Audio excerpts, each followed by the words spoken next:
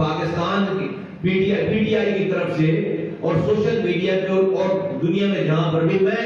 ان دوستوں کو یہ کہنا چاہتا ہوں کہ شکر ادا کریں کہ یہ فوج پریس کانفرنس کر کے آپ کی باتوں کا آپ کی گندگیوں کا جواب دے رہی ہے. آپ بہت خوش قسمت ہیں. شکر کریں کہ وہ D G I S P R جو ہے وہ استعمال کر کے ان کو لا کر وہ آپ سے باتوں سے جواب دے رہے, ورنہ اس سے بہت کم گناہ کرنے پہ اس ملک میں مائیں اپنے بچوں کو سالہ سال سے ڈھونڈتی رہی ہیں, پتہ نہیں چلتا ان کا.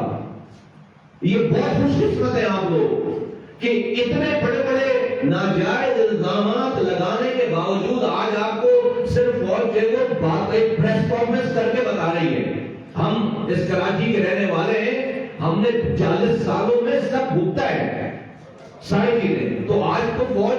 کا بالکل ریسپانس ہی چینج ہو گیا ہے. تو جو لوگ اس پریس کانفرنس پہ کرٹیسزم کر رہے ہیں, ان کو سن کر دیکھ کر مجھے